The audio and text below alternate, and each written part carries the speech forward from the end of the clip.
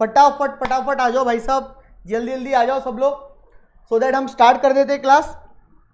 चलो तो गाइस सबसे पहले हम लोग लास्ट क्लास का पढ़ने वाले हैं। हमारी जो प्रथा है, ठीक है, हमारी क्लास की पुरानी प्रथा है कि भाई सबसे पहले हम पुरानी क्लास का रिवाइज करते हैं, लास्ट क्लास का, एंड आफ्टर दैट हम फिर आज के कंटेंट के ऊपर बढ़ेंगे। ओके सो गाइस, जो बच्चे लोग नए होंगे या जो लोग को हमारा लेक्चर अच्छा लगता होगा, इनिशिएटिव अच्छा लगता होगा, तो यार लाइक वाइक करके जाया करो, कमेंट करके जाया करो, दिल को अच्छा लगता है, खुश हो जाता है, ठीक है। अच्छा ना लगे तो डिसलाइक करके जाओ, कोई गम नहीं है यार, लाइक करोगे तो अच्छा लगेगा। और दूसरा फायदा ये होता है ताकि बहुत सारे बच्चों तक ये वीडियो क्या हो जाती है, फिर पहुंच जाती है, ठीक है। सब लोगों का बेनिफिट होना चाहिए ना यार।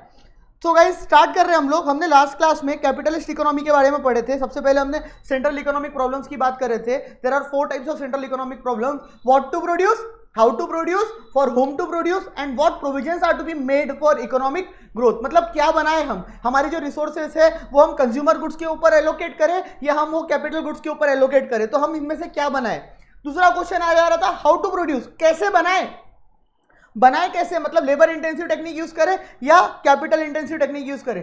दूसरा फॉर होम टू प्रोड्यूस, किसके लिए प्रोड्यूस कर रहे हैं भाई हम, हमारा कस्टमर कौन है, top class rich class people है, मिडिल क्लास पीपल है, या लोअर मिडिल क्लास पीपल है, ठीक है, कौन है ना, या लोअर क्लास पीपल है, तो कौन है इसमें से, किसके लिए हम बना रहे हैं, उसके हिसाब से हमको प्रोडक्शन करना जरूरी है। And second last thing, what provisions are to be made for future economic growth. भाई साहब हम फ्यूचर इकोनॉमी, ऐसा नहीं कि सारे रिसोर्सेज आज के आज ही हम क्या कर दे, यूटिलाइज कर दे, खत्म कर दे। हमको फ्यूचर के बारे में भी सोचना है कि भाई हम पूरी की पूरी रिसोर्सेज, सारी की सारी रिसोर्सेज जो कि स्केयर है, लिमिटेड है, वो आज ही के आज यूज ना कर ले, उसको फ्यूचर के लिए क्या भी करके रखे, हम बचा के रखे। तो फ्यूचर प्रोविजंस हमको आज ही करके रखना बहुत जरूरी है। तो उसके बाद हमने देखे थे कि भाई यही चारों क्वेश्चंस के आंसर हम लोगों को 3 टाइप्स की इकोनॉमीज में ढूंढने हैं। One is capitalist economy, second is आपका one is capitalist economy, second is आपका socialist economy, and last third is आपका मिक्स्ड इकोनॉमी, ठीक है। कैपिटलिस्ट इकोनॉमी के इसमें मैंने एग्जांपल दिया था जहां पे प्राइवेट सेक्टर मालक होता है, प्राइवेट सेक्टर, प्राइवेट एंटरप्राइज के हाथ में राइट ऑफ प्रॉपर्टी किसके हाथ में होता है, प्राइवेट सेक्टर के हाथ में होता है, ठीक है। वहां पे गवर्नमेंट का इंटरफेरेंस बिल्कुल भी नहीं रहता है, जीरो गवर्नमेंट का इंटरफेरेंस रहता है। अगर मैं बात करूं यूएसए की, यूनाइटेड स्टेट्स ऑफ अमेरिका की, तो USA is a capitalist economy, India is not a capitalist economy, ठीक है। India is mixed economy, India is not a capitalist economy. Are you getting my point. तो क्या यहाँ पे बहुत मतलब एकदम छोटे मोटे छुटपुट से क्या रहते हैं, गवर्नमेंट इंटरफेरेंस रहते हैं जो कि ना के बराबर है। फ्रीडम ऑफ एंटरप्राइज, आप जो चाहो जब माल जितना चाहो वो बेच सकते हो, अच्छा जो गुड्स चाहो वो गुड्स बेच सकते हो, there is no restriction from the governments and. Are you getting my point. Profit motive होता है यहाँ पे, कंज्यूमर सोवेरेनिटी रहती है। Are getting my point. Question अगर एमसीक्यू में पूछा जाता है कि क्या कंज्यूमर सोवेरेनिटी कैपिटल सिस्टम में एग्जिस्ट करती है, तो यस, कंज्यूमर अपनी चॉइस के हिसाब से फ्री है क्या करने में, माल परचेस करने में। तो कंज्यूमर सोवेरेनिटी जो होती है, the consumers are free to spend their money as they like, मतलब जैसे वो चाहे, जिस तरीके से वो चाहे, उसमें कंज्यूमर अपनी मनी क्या कर सकता है, खर्चा कर सकता है। तो देयर इज कंज्यूमर सोवेरेनिटी यहाँ पे एग्जिस्ट करती है। नेक्स्ट प्रॉफिट मोटिव होता है, कंपटीशन बहुत ज़्यादा रहता है क्योंकि प्राइवेट सेक्टर के हाथ में रहता है। हाँ कुछ प्रॉब्लम्स भी है कि देयर इज अनइक्वल डिस्ट्रीब्यूशन, ठीक है, जो डिस्ट्रीब्यूशन ऑफ इनकम है वो क्या हो जाता है, अनइक्वल हो जाता है, जिसकी वजह से अमीर और गरीब, मतलब there is a huge gap between rich and poor people. Are you getting my point. फिर कुछ हमने मेरिट्स और डीमेरिट्स पढ़े थे, ठीक है, वो हमने बहुत डिटेल में कल डिस्कस करे थे एकदम कंपैरिजन में। आज उसको रिवाइज ना करवाते हुए मेरे हिसाब से आपने उसको पढ़ के आए होंगे। उसको मैं ऑलरेडी अभी फिर से जब मैं सोशलिस्ट पढ़ाऊंगा तो सोशलिस्ट के अंदर मैं उसको कहीं ना कहीं फिर से आपको रिवाइज करवा ही दूंगा, तो don't take tension about that, ठीक है। अब हम डायरेक्टली स्टार्ट कर देते हैं हमारा आज का lecture with the capitalist economy solutions to central economic problems. What is the solution to the central economic problem भाई, क्या सॉल्यूशन है in case of capitalist economy. There are 4 problems जो हमने बात करी थी, what to produce, how to produce, for whom to produce, and what provisions are made for economic growth. Are you getting my point. तो इसका solution in case of capitalist economy, in case of capitalist economy क्या क्या है, तो capitalist economy uses impersonal forces of the market, demand and supply और the price mechanism to solve its central problems, that is to decide what, how and for whom to produce, that is for what, how and for whom to produce. A capitalist economy uses the impersonal forces of the market, demand and supply or the price mechanism to solve what, how and for whom to produce. बोले capitalist economy जो है वो impersonal forces को use करता है। What is mean by that impersonal forces? That is market demand and supply. Market demand and supply के basis पे ये क्या करता है कैपिटलिस्ट इकोनॉमी। क्या बनाऊं, इसका आंसर ढूंढता है। Price mechanism market demand and supply के बेसिस पे ये क्या करता है, निकालता है ना। और to solve central economic problems decide what, how and from when to produce. मतलब बेसिकली ये क्वेश्चंस के लिए वो क्या करता है, मार्केट डिमांड और सप्लाई और साथ ही साथ प्राइस मैकेनिज्म इसको क्या करता है, वो यूज करता है। तो पहले केस में हम बात कर रहे हैं व्हाट टू प्रोड्यूस। थोड़ा ध्यान से सुनना। A question regarding what to produce is decided by the consumers who show their preferences by spending on goods which they want. The question regarding what to produce is decided by whom? Decided by the consumer। मतलब capitalist economy में हम क्या बनाएंगे ये depend करता है consumer के ऊपर। What consumers like वो हम प्रोड्यूस करेंगे, चाहे वो अच्छा हो बुरा हो कोई फर्क नहीं पड़ता, बिकॉज हमारा इंटेंशन प्रॉफिट मेकिंग है। तो कैपिटलिस्ट इकोनॉमी की अगर मैं बात कर रहा हूं तो कैपिटलिस्ट इकोनॉमी क्या करती है, कंज्यूमर के प्रेफरेंस के हिसाब से, कंज्यूमर के हिसाब से ही क्या करती है, गुड्स प्रोड्यूस करती है। तुम्हारे मन में ये डाउट आ रहा होगा कि सर हर कोई जो भी है वो भी तो सब लोग कंज्यूमर के हिसाब से ही गुड्स बनाते हैं, बाकी लोग क्या कंज्यूमर के हिसाब से नहीं बनाते? तो answer is no. Socialist economy की अगर बात करोगे ना तो वहां पे जिसमें जनरल वेलफेयर होता है, जो एज अ पब्लिक इंटरेस्ट में आता है, वही चीजें ज्यादा से ज्यादा क्या करी जाती है, गुड्स बनाए जाते हैं। हम सोशलिस्ट में पढ़ेंगे, बट यहाँ पे the question regarding what to produce is decided by the consumer. मतलब ये चीज का आंसर कौन डिसाइड करेगा, कंज्यूमर। कि कंज्यूमर क्या लाइक करता है वही प्रोड्यूसर क्या करेगा, बनाएगा। Since profit motive guides business decision, यहाँ पे प्रॉफिट मोटिव ही बिजनेस डिसीजंस के रिगार्डिंग होते गाइड करते हैं। मतलब प्रॉफिट मोटिव के हिसाब से बिजनेस के डिसीजंस लिए जाते हैं। Producing firm compete with each other to produce those goods which consumer wish to buy. मतलब इसका आंसर सिंपल सा हो गया कि what to produce in capitalist economy, what consumer wants, क्या कंज्यूमर चाहता है जस्ट एक्सक्यूज मी, क्या कंज्यूमर चाहता है वही क्या करेगा, प्रोड्यूसर बनाएगा। क्यों? क्योंकि उसमें प्रॉफिट क्या होता है, ज्यादा होता है। Are you getting my point? Profit जिसमें ज्यादा वो वही बनाएगा, और प्रॉफिट किसमें ज्यादा होगा, जब वो वही गुड्स बनाएगा जब कंज्यूमर क्या कर रहा है, प्रीफर कर रहा है, कंज्यूमर क्या कर रहा है, चाह रहा है। Next, how to produce. अब कैपिटलिस्ट इकोनॉमी हमेशा चाहेगा कि उसका प्रॉफिट ज्यादा। The main intention in capitalist economy, business का इंटेंशन, जो मेन इंटेंशन होता है वो प्रॉफिट मोटिव होता है, जो मेन मोटिव होता है प्रॉफिट मोटिव होता है। ठीक है, तो हमने व्हाट टू प्रोड्यूस का आंसर तो देख दिए कि कंज्यूमर जो विश करेगा वो हम बाय करेंगे, वो बनाएंगे। दूसरा बात आ जाती है हाउ टू प्रोड्यूस। तो इट इज मतलब बट नेचुरल कॉमन सेंस के ऊपर बेस्ड है कि जहां पे मिनिमम कॉस्ट ऑफ प्रोडक्शन लगेंगी। अगर कैपिटल इंटेंसिव टेक्निक में मिनिमम कॉस्ट ऑफ प्रोडक्शन लग रही है तो हम कैपिटल इंटेंसिव टेक्निक ही यूज करेंगे, हम लेबर इंटेंसिव को यूज नहीं करेंगे। चाहे क्यों ना पूरी कंट्री में अनएम्प्लॉयमेंट क्रिएट हो जाए, वो उससे उनका लेना देना ही नहीं है। ठीक है, वो चीज को ध्यान में नहीं रखेंगे। जो केस में क्या लेबर इंटेंसिव की बात करूं या मैं कैपिटल इंटेंसिव की बात करूं, तो वो लोग वही वाली चीज चूज करेंगे जिसमें मिनिमम कॉस्ट ऑफ क्या लगेंगी, प्रोडक्शन लगेंगी। तो ऑलवेज रिमेंबर कि अगर जब हम बात कर रहे हैं कैपिटलिस्ट इकोनॉमी की, तो कैपिटलिस्ट इकोनॉमी में मिनिमम कॉस्ट ऑफ प्रोडक्शन जहां लगेंगी, फर्म वही टेक्निक को क्या करेंगी, यूज करेंगी। बहुत सिंपल सी बात है। So relatively comparatively price of factors of production, labour और capital, which help deciding the how to produce. मतलब इनकी प्राइस, लेबर की क्या प्राइस है, कैपिटल इंटेंसिव टेक्निक की क्या प्राइस है। लेबर की प्राइस अगर कम है तो लेबर वाला यूज करेंगे, कैपिटल की प्राइस कम है तो कैपिटल वाला यूज करेंगे। Getting my point? यस और नो? नेक्स्ट आ जाता है भाई for whom to produce. For whom to produce, capitalist economy में तुम किसके लिए बनाओगे? तो goods and services in capitalist economy will produce for those who have the buying capacity. मतलब ये लोग यहाँ पे ये नहीं सोचेंगे कि ये चीज़ की ज़रूरत हमारी इकोनॉमी में है, गरीबों को ये चीज़ का काम आएगा, ये चीज़ हमने बनाना चाहिए, इससे सोसाइटी का वेलफेयर होगा, इससे कंज्यूमर का वेलफेयर होगा। ये लोग वो नहीं सोचेंगे। ये लोग सोचेंगे कि भाई कौन से कस्टमरों के पास बाइंग कैपेसिटी है, किसके पास खरीदने की कैपेसिटी, खरीदने की औकात है, हम वो कस्टमर्स की चॉइस के हिसाब से अपने गुड्स क्या करेंगे, प्रोड्यूस करेंगे। मतलब फॉर हुम टू प्रोड्यूस में सिंपल सी बात आ जाती है कि ये लोग कैपिटलिस्ट इकोनॉमी वाले ऑलवेज चूज करेंगे वो वाले कस्टमर्स को जो कस्टमर्स की बाइंग कैपेसिटी है। Buying capacity of the individual depends on his income, मतलब हायर इनकम ग्रुप वालों की बात कर रहा हूं मैं। हायर इनकम ग्रुप वालों के हिसाब से यहाँ पे ज्यादा से ज्यादा गुड्स क्या होंगे, प्रोड्यूस होंगे, क्योंकि वो लोगों की बाइंग कैपेसिटी है, वो लोग पे करेंगे ज्यादा से ज्यादा पैसा, तो ये लोग उनके प्रेफरेंस वाले गुड्स ही ज्यादा से ज्यादा क्या करेंगे, बनाएंगे। तो buying capacity of individual depends on his income, higher the income higher will be buying capacity, but obvious सी बात है। अब बाइंग कैपेसिटी का मतलब क्या होता है? बाइंग कैपेसिटी का मतलब होता है खरीदने की क्षमता, ठीक है, खरीदने की क्या क्षमता है। Higher generally will be his demand for goods in general, but obvious सी बात है गुड्स की डिमांड भी उससे क्या होंगी, बढ़ेंगी।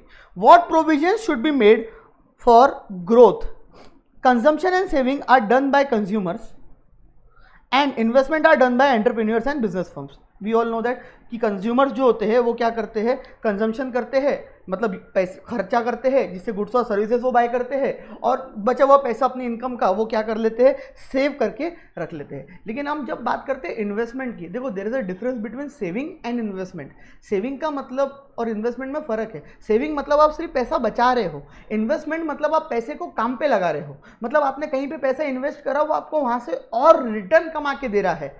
सो आपके पैसे को ही आपने नौकरी पे लगा दिया, इसका मतलब इन्वेस्टमेंट होता है। आपने उसको काम पे लगा दिया कि आपका पैसा ही अब आपको क्या कमा के दे रहा है, पैसा कमा के दे रहा है, तो that is called as investment. So investment जो कराए जाते हैं, इन्वेस्टमेंट्स जो होते हैं वो कौन करते हैं, एंटरप्रेन्योर्स करते हैं, एंटीप्रेन्योर्स करते हैं, बिजनेस फर्म्स करती है। वो कौन करते हैं, एंटरप्रेन्योर्स करते हैं, एंटीप्रेन्योर्स और बिजनेस फर्म्स करते हैं। Consumer saving among other factors are governed by rate of interest prevailing in the market. Consumer का जो प्रेफरेंस रहता है पैसा सेव करने का, वो प्रिवेल करता है रेट ऑफ इंटरेस्ट क्या चल रहा है मार्केट में। अगर ज़्यादा रेट ऑफ इंटरेस्ट है तो बट ऑब्वियस सी बात है वो ज़्यादा सेव करेगा, कम रेट ऑफ इंटरेस्ट है तो वो कम सेव करेगा। Getting my point. Investment decisions also depends upon rate on return on capital, कितना प्रॉफिट एक्सपेक्टेशन है, तो इन्वेस्टमेंट कितनी करेंगे वो सब कुछ डिपेंड करेगा कितनी प्रॉफिट एक्सपेक्टेशन है। सो यहाँ पे फ्यूचर की ग्रोथ की अगर मैं बात करूँ तो उसके लिए सेविंग करना या इन्वेस्टमेंट करना, सेविंग की अगर मैं बात करूँ तो सेविंग यहाँ पे रेट ऑफ इंटरेस्ट के हिसाब से होंगी, इन्वेस्टमेंट की अगर मैं बात करूँ तो रिटर्न एक्सपेक्टेशन के हिसाब से होंगी। अगर रिटर्न एक्सपेक्टेशन ज़्यादा रहेगा तो हम सेव करेंगे, इन्वेस्टमेंट करेंगे, अदरवाइज हम इन्वेस्टमेंट नहीं करेंगे। So basically 10 capitalist economy the basic problem are resolve by price mechanism. Always यहाँ पे प्राइस मैकेनिज्म की बात करी जाएंगी, हर चीज को भाव में तोला जाएगा, हर चीज को प्रॉफिट इंटेंशन से देखा जाएगा, प्राइस मैकेनिज्म के हिसाब से ही और मार्केट मैकेनिज्म के हिसाब से ही ये इंडस्ट्री कैपिटलिस्ट इकोनॉमी क्या होती है, रन होती है। सोशल वाला एंगल यहाँ पे दूर दूर तक नहीं है, चाहे लोग मरे जिए इनको फर्क नहीं पड़ता, ये लोग ऑलवेज कंसर्न अबाउट प्रॉफिट। तो फायदे है तो नुकसान भी है, ये पॉइंट फैक्ट है। They are concern more about profit rather than social welfare या क्या बोलते हैं public welfare. Are getting my point. So this is the फायदे और नुकसान और आंसर्स और solutions of what to produce, how to produce, for whom to produce और what provisions are made for the growth. तो मैं वापस से आंसर्स का कर देता हूँ, रिपीट रिविजन करा देता हूँ फटाफट। देखो व्हाट टू प्रोड्यूस क्या बनाएंगे कैपिटलिस्ट इकोनॉमी में, जो कंज्यूमर की चॉइस है, कंज्यूमर का प्रेफरेंस है। हाउ टू प्रोड्यूस कौन सी टेक्निक यूज करेंगे, जहां पे मिनिमम कॉस्ट ऑफ प्रोडक्शन लगेगा, जहां पे बनाने का खर्चा कम से कम रहेगा। Third point for whom to produce, जिनकी कैपेसिटी है बाइंग कैपेसिटी, हम उनके लिए ही ज्यादा से ज्यादा गुड्स क्या करेंगे, प्रोड्यूस करेंगे। जिनकी कैपेसिटी नहीं है हम उनके लिए कुछ प्रोड्यूस करने वाले ज्यादा नहीं है, ठीक है। फॉर और बाइंग कैपेसिटी किनकी ज्यादा रहती है, हायर इनकम ग्रुप वालों के। और फ्यूचर ग्रोथ के हिसाब से ये लोग इन्वेस्टमेंट करेंगे या सेविंग्स करेंगे, that would always depends upon rate of interest for saving and return expectation, return on capital that is return expectation in case of investment. So basically ये इकोनॉमी रन होती है प्राइस मैकेनिज्म और market mechanism की basis पे। Next जो बिल्कुल एकदम reverse है, मतलब अगर मैं इसको नहीं भी पढ़ाऊँ आपको, सो जो कैपिटलिस्ट है उसका एकदम अपोजिट सोशलिस्ट, एकदम एग्जैक्ट रिवर्स सोशलिस्ट। मतलब आपको जब मैं पढ़ाऊंगा तो मैं रेफरेंस देते जाऊंगा, मैंने बहुत सारे रेफरेंस कैपिटलिस्ट में भी दिया था सोशलिस्ट का बात करते करते, ठीक है। तो ये चीज जल्दी हो जाएंगी आपकी, फटाफट हो जाएंगी। तो the characteristics of socialist economy also known as command economy, also known as regulated economy, also known as controlled economy. Why regulated, why command, why controlled economy? Because यहां पे गवर्नमेंट का कंट्रोल होता है इकोनॉमी के ऊपर, क्या बनेगा कैसे बनेगा ऑलवेज गवर्नमेंट डिसाइड करती है, ठीक है। हम तुम मिलकर डिसाइड नहीं करते हैं, ये चीज ऑलवेज कौन डिसाइड करती है, गवर्नमेंट डिसाइड करती है। Are you getting my point? So यहाँ पे जो ओनरशिप होती है, collective ownership of all means of production, here the major factors of production. देखा जाए तो कलेक्टिव मतलब दोनों की होती है, प्राइवेट और गवर्नमेंट की, लेकिन जो मेजर फैक्टर्स ऑफ प्रोडक्शन होते हैं, फैक्ट्रीज, कैपिटल एक्सेट्रा, ये सब कुछ किसके पास होता है? गवर्नमेंट के पास, owned by the state. State basically means government, state basically means country, government, है ना। स्टेट बोल रहे तो डोंट कंसिडर एज स्टेट, जैसे हमारी महाराष्ट्र, गुजरात, पंजाब, तेलंगाना, तुम्हारा बिहार, यूपी, सिक्किम, ये सब की बात नहीं है। State represents as a country, ठीक है। सो बेसिकली यहाँ पे जो फैक्टर्स ऑफ प्रोडक्शन है, मेजर फैक्टर्स ऑफ प्रोडक्शन जो है वो स्टेट क्या करती है? ओन्ड करती है। However small firms, workshop, trading workshop में रिमेन इन प्राइवेट हैंड्स। मतलब ऐसा नहीं है कि प्राइवेट हैंड्स में कुछ भी नहीं है, छोटी मोटी फर्म, छोटी मोटी वर्कशॉप्स ये प्राइवेट हैंड्स में हो सकती है, इसीलिए यहाँ पे कलेक्टिव ओनरशिप वर्ड दिया गया है। बेसिकली छलावा है ये, छल है ये, ठीक है। कलेक्टिव ओनरशिप बोलने का मेजॉरिटी जो होता है वो सब कुछ किसके कंट्रोल में ही होता है? गवर्नमेंट के कंट्रोल में ही होता है। हाँ, छोटी मोटी चीज़ें हैं, छोटी मोटी वर्कशॉप्स है, ट्रेनिंग सेंटर्स है, स्मॉल फर्म्स है, फार्म्स नहीं है, फर्म्स है, ठीक है, वो किसके कंट्रोल में होती है? गवर्नमेंट के कंट्रोल, प्राइवेट सेक्टर के कंट्रोल में हो सकती है। Are you getting my point? Socio economic objective मतलब यहाँ पे दोनों चीज सोची जाती है, सोशो भी और इकोनॉमिक भी। इकोनॉमिक ऐसे प्रॉफिट इंटेंशन भी है, लेकिन सोशो इकोनॉमिक है। जैसे कैपिटलिस्ट में इकोनॉमिक सोशो हो सकता है, पहले इकोनॉमिक सोचेंगे, बाद में सोशल के बारे में सोचेंगे। यहाँ पे पहले सोशल के बारे में सोचेंगे और उसके बाद इकोनॉमिक के बारे में सोचेंगे। Due to social ownership the profit motive and self interest are not driving force of the economic activity. भाई यहाँ पे सेल्फ इंटरेस्ट और प्रॉफिट मोटिव कभी भी इकोनॉमी को चलाने का रास्ता नहीं है, ठीक है। Resources are used on the basis of to achieve socio economic objective, not economic objective. मतलब भले ही प्रॉफिट ना हो, ये इंडस्ट्री हमको रन करनी है जिससे कंट्री का भला होता है, पब्लिक का भला होता है, गरीबों का भला होता है, वेलफेयर होता है, वो लोग रन करेंगे। But in case of capitalist वो लोग बिल्कुल रन नहीं करेंगे इसको, लेकिन सोशलिस्ट वाले बिल्कुल इसको क्या करेंगे? रन करेंगे, ठीक है। तो यहाँ पे जो मेन इंटेंशन होता है वो प्रॉफिट कमाना नहीं होता है, सोशो इकोनॉमिक ऑब्जेक्टिव्स है। थोड़ा सा इसको मतलब जम रहा है ना, समझ रहा है ना? चलो, नहीं तो ऐसा मत बोलना कि सर ये आप, क्योंकि ऑलरेडी हम बहुत कुछ लास्ट लेक्चर में डिस्कस कर चुके हैं कहीं ना कहीं, उसके साथ तो बोरिंग हो जाएगा, इसीलिए मैं जो मार्किंग वाले पॉइंट्स है वो अच्छे से करा दे रहा हूँ। All members are entitled to get benefits from the fruits of such socialise planned production on the basis of equal right. मतलब यहाँ पे सबको इक्वल राइट्स के हिसाब से बेनिफिट क्या होता है? मिलता है। यहाँ पे ऐसा कुछ नहीं है कि भाई अमीर गरीब, नहीं, सबको इक्वली यहाँ पे क्या करा जाएगा? बेनिफिट दिया जाएगा। Centrally planned economy, why it is called as centrally planned economy? Centrally planned क्यों बोला जाता है? There is a central authority to set and accomplish socio economic goals. So a socialist economy is also called as centrally planned economy, ठीक है। यहाँ पे एक central authority set करी जाती है जो सोशो इकोनॉमिक ऑब्जेक्टिव्स और गोल्स को सेट करने का, अचीव करने का, क्या करती है? अकम्पलिश करने का, अचीव करने का क्या करती है? काम करती है, इसीलिए इसको सेंट्रली प्लान्ड इकोनॉमी कहा जाता है। एंड बट ऑब्वियस सी बात है, all decisions what to produce, when to produce, how much to produce, for whom to produce are solved on the basis of decision taken by that central authority. तो वो जो decisions है, what to produce, how to produce, ये सारी, when to produce, ठीक है, how much to produce, ये सारे डिसीजन वो जो सेंट्रल अथॉरिटी सेट करी जाती है। सेंट्रल प्लान्ड इकोनॉमी इसलिए बोला जाता है क्योंकि एक सेंट्रल अथॉरिटी गवर्नमेंट के थ्रू यहाँ पे बनाई जाती है, वही अथॉरिटी ये सारे डिसीजंस क्या करती है? लेती है। सारे डिसीजंस का पावर लेने का उनके हाथ में रहता है, इसीलिए इसको सेंट्रली प्लान्ड इकोनॉमी बोला जाता है। सिलेक्टिव प्रोडक्शन ऑफ गुड्स, अब ये बहुत इंपॉर्टेंट है। जैसे आपने वहां पे देखे थे, कंज्यूमर सोवरेनिटी रहती है, कंज्यूमर जो चाहे वो खरीद सकता है, ठीक है, ही इज फ्री। वो जो लाइक करता है, जो उसको अच्छा लगता है, जो चीज़ उसको जमती है, वो चीज़ वो परचेज करे। यहाँ पे ऐसा पॉसिबल नहीं है, यहाँ पे ये चीज़ बिल्कुल पॉसिबल नहीं है। Are you getting my point? यहाँ पे कंज्यूमर सोवरेनिटी बहुत ज़्यादा हद तक रिस्ट्रिक्ट कर दी जाती है सिलेक्टिव प्रोडक्शन की वजह से, ठीक है। सिलेक्टिव प्रोडक्शन ऑफ गुड्स क्यों होता है? तो consumer sovereignty is restricted in this case. So paper में पूछ सकता है कि कंज्यूमर सोवरेनिटी रिस्ट्रिक्ट कौन से केस में हो सकती है? तो it is restricted in socialist economy. The range of choice is limited by planned production। मतलब यहाँ पे जो प्लान्ड प्रोडक्शन, जो सेंट्रल अथॉरिटी होती है उसके थ्रू डिसाइड करा जाता है कितनी रेंज में होगा। However within that range an individual is free to choose what he likes और मोस्ट। एक रेंज डिसाइड कर दी जाती है, वो रेंज के हिसाब से वो जो मर्जी चाहे वो खरीद सकता है, बना सकता है, कोई दिक्कत नहीं है। Right to work is guaranteed. बहुत इंपॉर्टेंट चीज़ यहाँ पे रहती है, राइट टू वर्क गारंटीड रहता है but choice of occupation gets restricted. यहाँ पे आपको काम करने का राइट तो मिलेगा, 101% आपको यहाँ पे काम मिलेगा, राइट टू वर्क गारंटीड यहाँ पे दिया जाएगा आपको, लेकिन आपकी चॉइस के हिसाब से आपको काम दिया जाएगा, ये थोड़ा सा रिस्ट्रिक्ट कर दिया जाता है ना। ऐसा कि भाई मेरे को ये काम पसंद नहीं है, वो काम पसंद नहीं है, ऐसा नहीं हो सकता है। राइट टू वर्क आपको गारंटी दिया जाएगा कि आपको काम मिलेगा, लेकिन चॉइस ऑफ ऑक्यूपेशन इसकी कोई गारंटी नहीं, उल्टा ये रिस्ट्रिक्ट कर दिया गया है। ये बहुत ज़्यादा हद तक क्या हो जाता है, रिस्ट्रिक्ट हो जाता है। Since these are determined by central authority on the basis of certain socio-economic goals before the nation, always यहाँ पे socio-economic goals नेशन के लिए जो फायदेमंद है वही उसी हिसाब से डिसीजंस लिए जाते हैं। अच्छा, यहाँ पे इनइक्वालिटी नहीं रहती, यहाँ पे रिलेटिवली इक्वालिटी ऑफ इनकम रहती है, ज़्यादा अमीर ज़्यादा गरीब के बीच में गैप नहीं रहती है, ठीक है।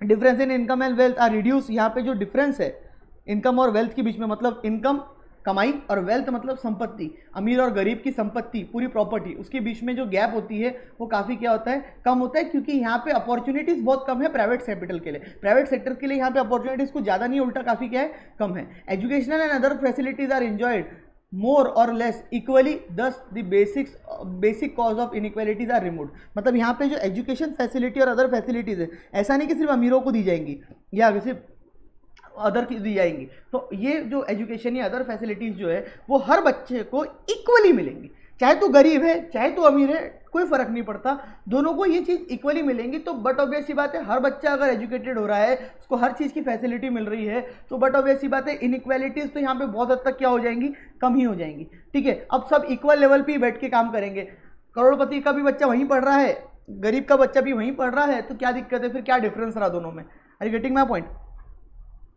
Existence of price mechanism. अब यहाँ पे प्राइस मैकेनिज्म का एग्जिस्टेंस है, क्या बोलता है, देखो मजाक ही और कुछ नहीं। Price mechanism exist in a socialist economy but plays only a secondary role. ऐसा नहीं है कि प्राइस मैकेनिज्म मतलब कस्टमर की बात सुनी नहीं जाएंगी, मार्केट डिमांड एंड सप्लाई देखा ही नहीं जाएगा, ठीक है, मार्केट को कंसिडर किया ही नहीं जाएगा, ऐसा भी नहीं है। बट अगेन ये सेकेंडरी रोल प्ले करता है।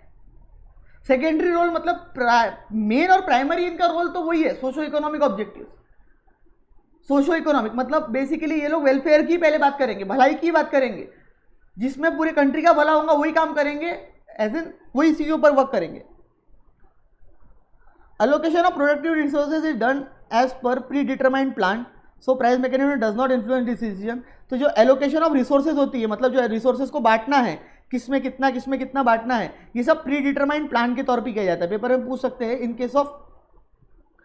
In case of socialist economy the allocation of productive resources is done by which method? तो it is done by predetermined plan. So price mechanism, market price mechanism मतलब market demand और supply, ठीक है।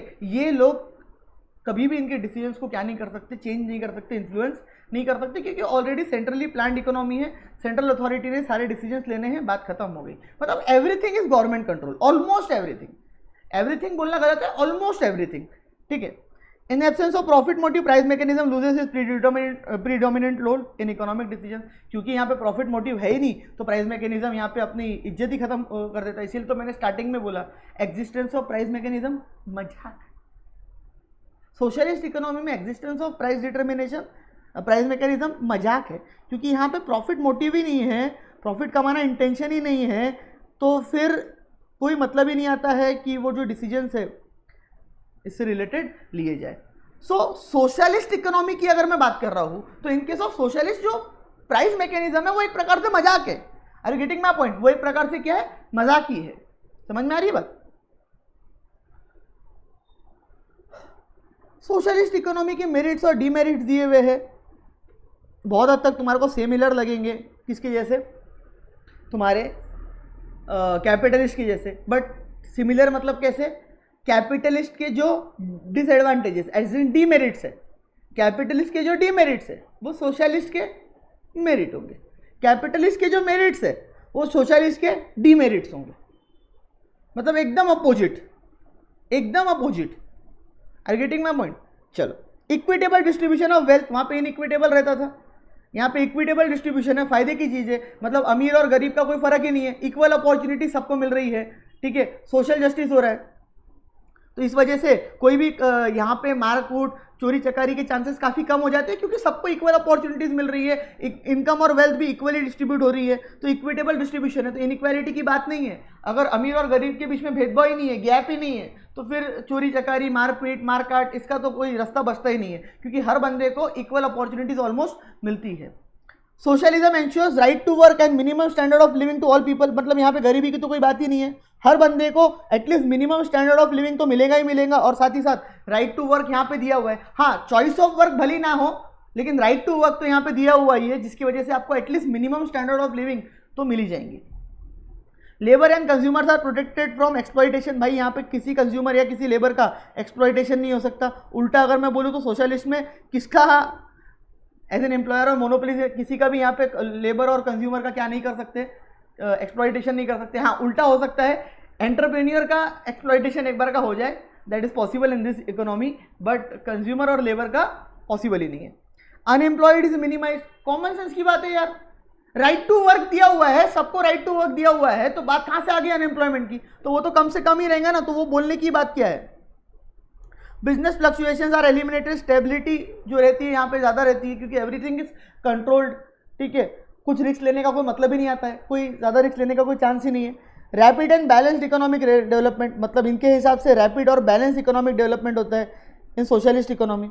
The central planning authority coordinate all resources in efficient manner according to set priorities, वो अपनी set priorities के हिसाब से क्या करती है, काम करती है, जिसकी वजह से इकोनॉमी का ग्रोथ फास्ट हो जाता है। Rapid socialist economy is planned economy, we all know that, so there is a better utilization of resources and ensure maximum production। क्योंकि इनका बोलना है ऐसा, ये एक प्लान्ड इकोनॉमी है, तो यहाँ पे जो रिसोर्सेज है वो बेस्ट पॉसिबल मैनर में यूज होंगी, और उससे जितना ज़्यादा से ज़्यादा मैक्सिमम प्रोडक्शन हो सके उतना निकाला जाएगा। अच्छा, मेरे को तो ये बात हजम नहीं हुई, तुमको हुई क्या? चैट में बताना, मेरे को तो नहीं हो रही।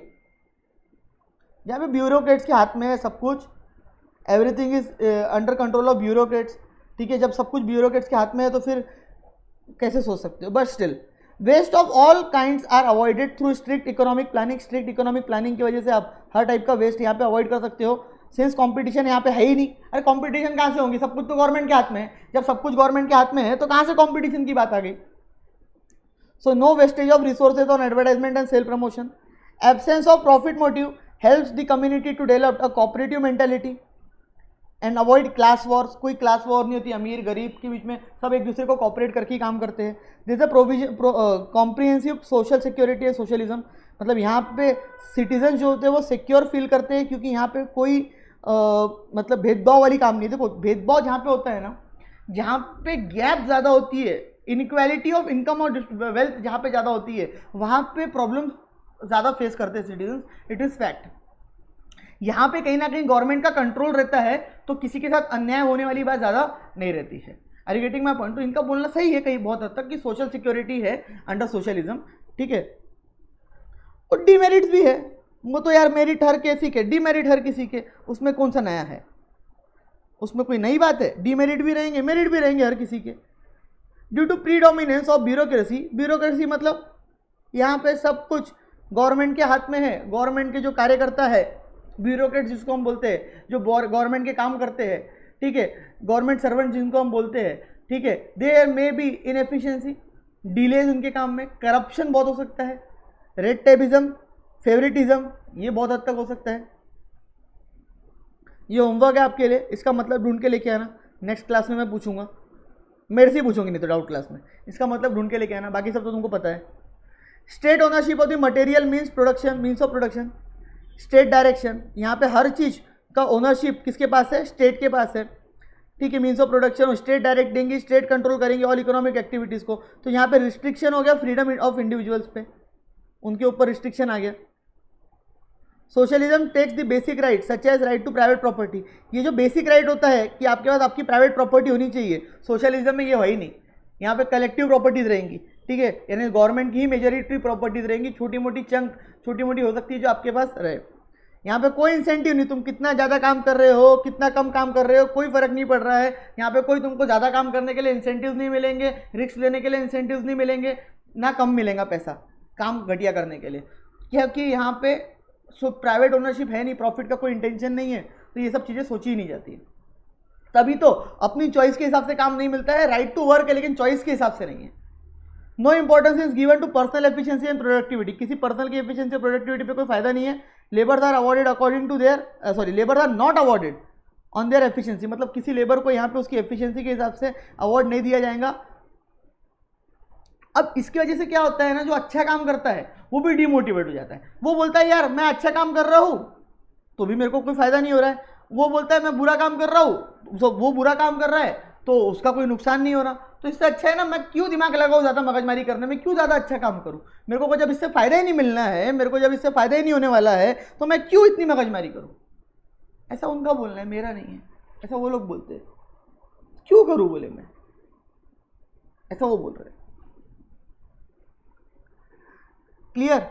Administrative prices are not based on market forces, administrate जो मतलब गवर्नमेंट एज एन एडमिनिस्ट्रेशन जो प्राइस फिक्स करता है वो मार्केट फोर्सेस के हिसाब से नहीं रहती है, ठीक है। The most economic and scientific allocation of resources and efficient functioning of economy are impossible.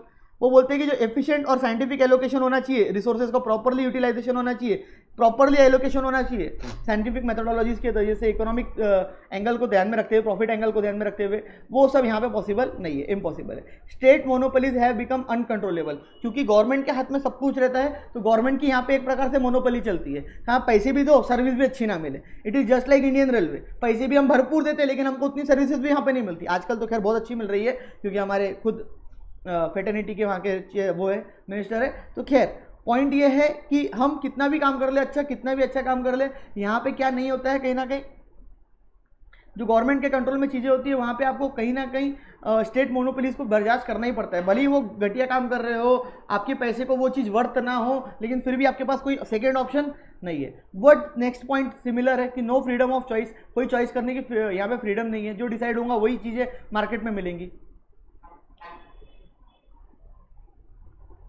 Extreme form तो इसका पॉसिबल नहीं है, बहुत ज़्यादा दिक्कत देता है। Since it curves personal freedoms, पूरी तरीके से कर्व मतलब पूरी तरीके से पर्सनल फ्रीडम को क्या कर देता है, ये ख़त्म कर देता है, ठीक है। तो इस वजह से एक्सट्रीम लेवल वाला तो नहीं मिलेगा। हाँ चाइना है लेकिन China is not extreme, China is also not extreme example of socialist, ठीक है। हाँ इसका एक्सट्रीम एग्जाम्पल मैं दे सकता हूँ तो नॉर्थ कोरिया, इट इज़ इसका एक्सट्रीम एग्जाम्पल है। बोलने के लिए कुछ भी हो, कुछ भी बोलता हो गूगल, कुछ भी बोलता हो पूरी दुनिया, it is an extreme example है सोशलिज्म का, ठीक है, ये फैक्ट है। नॉर्थ कोरिया मतलब इससे भी घटिया लेवल हो सकता है, वो सब वहाँ पे है। Are you getting my point? अब मेरे को बताओ व्हाट टू प्रोड्यूस वाला आंसर यहाँ पे ढूंढने की जरूरत है क्या?